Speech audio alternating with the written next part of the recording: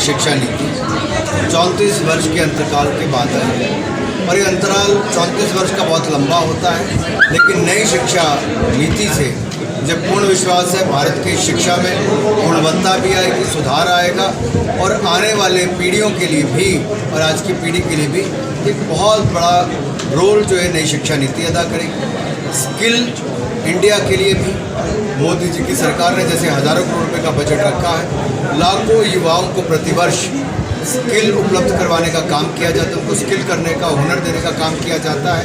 और मैं तो ये कहना चाहता हूँ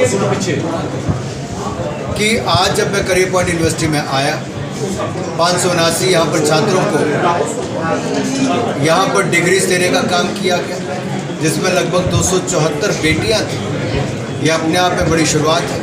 मैंने एक अनुरोध भी किया है कि जहाँ एक और शूटिंग रेंज तो हमने खोल दी है, क्रिकेट अकेडमी भी और बाकी खेल की सुविधाएं भी हम यहाँ पर बनाएंगे। वहीं पर एक भारत श्रेष्ठ भारत, इसको बल देने के लिए देश भर के विद्यार्थियों को यहाँ पर बुलाने का काम करेंगे और उनकी इंटरेक्शन हमारे यहाँ के लोकल विद्यार्थियों के साथ हो, ताकि देश के अलग अलग हिस्सों के लोगों के वहाँ के जो कल्चर है उसको जानने का भी, संस्कृति को जानने का भी अवसर मिल सके। बोलियों को भी, शिक्षा का वहाँ पर कैसे स्तर है उसको भी जानने का मौका मिले। शिक्षा के साथ साथ सॉफ्ट स्किल्स पर भी काम किया जाए, ताकि इनकी पर्सनैलिटी डेवलपमेंट पर भी काम हो और इनको पढ़ने के बाद रोज़गार और स्वरोजगार के अवसर में, कारोबार में भी कोई दिक्कत ना आए। इसको बल देने के लिए देश भर के विद्यार्थियों को यहाँ पर बुलाने का काम करेंगे और उनकी इंटरेक्शन हमारे यहाँ के लोकल विद्यार्थियों के साथ हो, ताकि देश के अलग अलग हिस्सों के लोगों के वहाँ के जो कल्चर है उसको जानने का भी, संस्कृति को जानने का भी अवसर मिल सके। बोलियों को भी, शिक्षा का वहाँ पर कैसे स्तर है उसको भी जानने का मौका मिले। शिक्षा के साथ साथ सॉफ्ट स्किल्स पर भी काम किया जाए, ताकि इनकी पर्सनैलिटी डेवलपमेंट पर भी काम हो और इनको पढ़ने के बाद रोज़गार और स्वरोजगार के अवसर में, कारोबार में भी कोई दिक्कत ना आए। सर, देश में हिंदू धर्म यात्राओं पे टकराव हुआ है पीछे, हिंदू संगठनों ने सर ऐतराज़ किया है, क्या कहेंगे इसमें? इस हनुमान जयंती पर और उससे पहले भी हिंदुओं द्वारा निकाली जाने वाली शोभा यात्राओं पर जिस तरह से एक समुदाय के लोगों ने पथराव किया, तनाव पैदा करने का प्रयास किया, कई लोग घायल हुए हैं उसमें, इस पर कड़ी से कड़ी कार्रवाई करनी चाहिए। और कुछ राज्य की सरकारें तो पूरी तरह से विफल हुई, अपना पल्ला झाड़ने का काम किया और कुछ राजनीतिक दल तो ऐसे हैं, कांग्रेस और कुछ विपक्षी दल, जिन्होंने नफरत के बीज बोने का काम किया है। ये दुर्भाग्य है कि भारत जहां एक और ऐसे नेताओं के कारण जो देश में नफरत के बीज बो रहे हैं, सोनिया जी का बयान स्पष्ट तौर पर दिखाता है कि ओछी राजनीति उनकी पार्टी वहां पर कर रही है।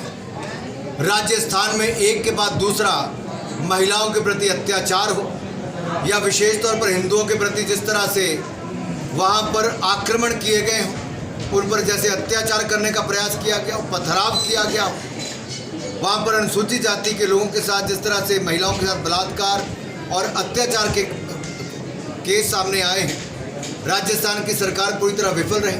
ममता बनर्जी जी के शासनकाल में हर दूसरे दिन वहाँ पर हत्या होती है। उनके पार्टी के नेताओं के पुत्र का नाम अपने साथी के खिलाफ जिस तरह का जो उनका व्यवहार रहा उस पर आया और जिस तरह से वकीलों को भी पेश होने में वहाँ पर रोकने का काम किया, ये अपने आप में दिखाता है कि उनके राज्यों में किस तरह से कानून व्यवस्था चरमरा गई है और ये लोग होकर देश का वातावरण भी खराब करना चाहते हैं।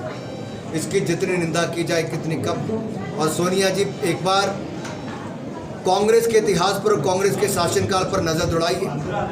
देश के सबसे ज़्यादा दंगे कांग्रेस के शासनकाल में और कांग्रेस के समर्थकों के शासनकाल में हुए और आज भी रुक नहीं रहे। सर, आज कांग्रेस का बयान और नेहरू जी के समय से लेकर सोनिया जी, मनमोहन जी के समय तक बॉर्डर पर जो होता रहा, जरा उस पर जो बात तब कभी जब सदन में चर्चा हुई, हिंदू चीनी भाई भाई की बात नेहरू जी करते रहे और भारत के साथ जो व्यवहार हुआ है वो देश ने देखा है।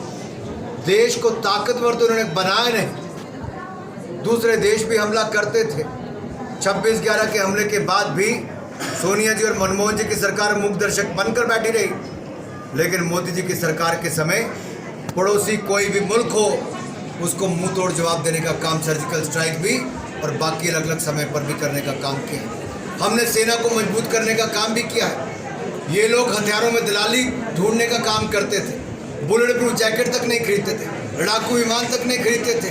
मोदी जी की सरकार आने के बाद बुलेट प्रूफ जैकेट 2 लाख से ज़्यादा खरीदने का काम भी किया, वो मेक इन इंडिया ही किया। राफेल विमान से लेकर लड़ाकू विमान, हेलीकॉप्टर और तोप और टैंक्स देने का काम भी मोदी सरकार ने ही किया है। ये हमारे आगे कहीं खड़े नहीं होते।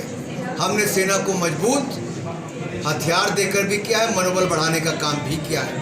दूसरी ओर जब चाइना अतिक्रमण करने का प्रयास करता है तो राहुल गांधी जी चाइनीज एम्बेसडर के साथ बैठकर सूप पीने का काम करते हैं और ये आज हमारा मार्गदर्शन करने का काम करते हैं। अपनी डूबती नाव को देखकर ये नफरत के बीज बोने का काम करें। चारों राज्यों में इनकी जो जमानतें जब्त कांग्रेस की हुई हैं उसके बाद इनकी हालत हो गई। पश्चिम बंगाल के चुनाव में खाता इनका नहीं खुल पाया, उत्तर प्रदेश में हर सीट पर इनकी जमानत जब्त हुई है। यह अपने आप में दिखाता है कि कांग्रेस अब नफरत के बीज बोने की ओर आगे बढ़ रही है। सर कि भारत में पिछले एक दशक 12.3% गरीबों में कमी आई है, यानी कि अति गरीब 12.3% कम हुए हैं। इसलिए मोदी जी को बहुत बहुत धन्यवाद देता हूँ, बधाई देता हूँ कि जिनके नेतृत्व में जहाँ एक और आपदा के समय 80 करोड़ गरीबों को 2 साल तक मुफ्त में राशन मिलता रहा, मुफ्त में वैक्सीन भी मिलने का काम हुआ, वहीं पर गरीबों को गरीबी रेखा से बाहर निकालने का काम भी मोदी सरकार की योजनाओं के कारण हुआ है।